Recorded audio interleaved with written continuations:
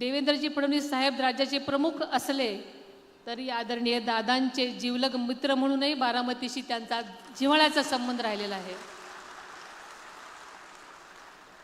बारामतीमधील आदरणीय दादांच्या विविध महत्त्वाकांक्षी मंजूर प्रगतीपथावरील व नव्या विकासाच्या प्रकल्पांना आदरणीय मुख्यमंत्री महोदय निधीची कोणतीही कमतरता भासू देणार नाहीत याची मला पूर्ण खात्री आहे।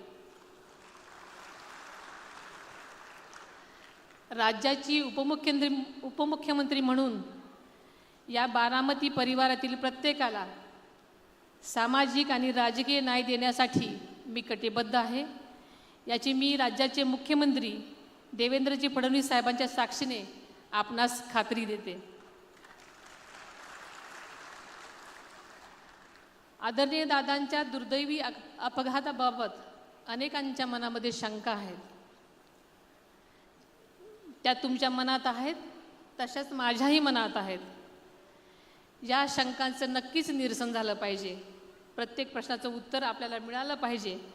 यासाठी मी स्वतः पुढाकार घेत देशाचे पंतप्रधान आदरणीय नरेंद्र मोदी साहेब आणि गृहमंत्री आदरणीय अमितभाई शाह साहेबांची भेट घेऊन चर्चा केली।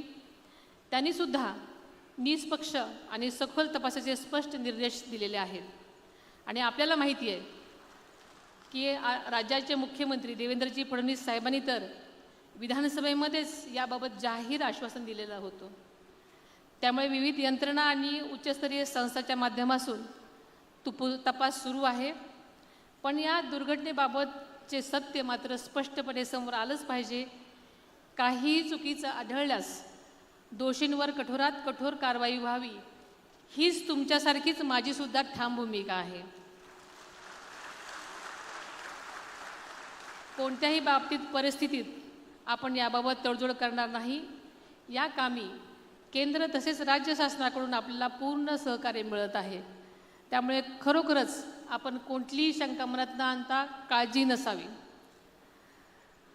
आपल्याला माहिती आहे की आदरणीय दादांच्या स्मृती बारामतीच्या कणाकणामध्ये आहेत आणि ह्या स्मृती चिरकाल टिकाव्यात यासाठी आणि त्यांच्या कार्याची प्रेरणादायी ओळख पुढील पिढ्यांपर्यंत कायम राहावी यासाठी आम्ही अजितदादा पवार म्युझियम या भव्य स्मारकाची उभारणा काही दिवसातच करत आहोत। या म्युझियमच्या माध्यमातून दादांच्या आयुष्याचा संपूर्ण जीवनपट जनतेसमोर उलगडला जाईल।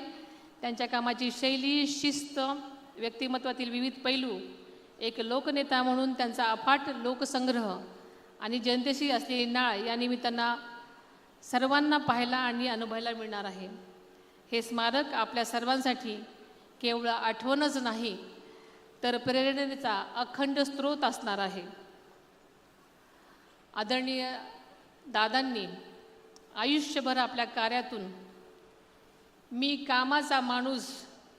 कामाचाच माणूस ही ओळख निर्माण केली आणि तीच खरी त्यांची ताकद होती। त्यांच्याच पावलावर पाऊल ठेवत जनतेच्या कामाला सर्वोच्च प्राधान्य देत मी बारामतीकरांसाठी अहोरात्र काम करीन ही ग्वाही आज या ठिकाणी देते। दादांच्या विचारांचा, मूल्यांचा आणि कामाचा समृद्ध वारसा पुढे नेण्याची जबाबदारी मी व माझे कुटुंबीय आणि आपण सर्व सहकारी मिळून सक्षमपणे पार पाडू असा ठाम विश्वास व्यक्त करते। प्रत्येक निवडणूक ही गांभीर्याने लढली पाहिजे हीच आदरणीय दादांची शिकवण आहे। त्यामुळे या निवडणुकीकडे सुद्धा आपण सर्वांनी गांभीर्यानंच बघितलं पाहिजे। येत्या 23 तारखेला तुम्ही जे मत देणार आहात ते केवळ एक उमेदवार म्हणून मला दिलेलं मत नसेल तर तुमचे आदरणीय दादांच्या प्रती असणारं प्रेम, नातं, ऋणानुबंध आणि दादांची तुमच्या सर्वांच्या प्रती असणारी आपुलकी व कौटुंबिक नातं दर्शवणारं द्योतक असेल। संपूर्ण देश या निवडणुकीकडे डोळे लावून बसला आहे। बारामतीकरांचे आणि दादांचे नाते किती घट्ट होते हे महाराष्ट्राला आणि संपूर्ण भारताला या मतदानाच्या माध्यमातून दाखवून भरघोस मताच्या इतिहासाचे आपण सर्व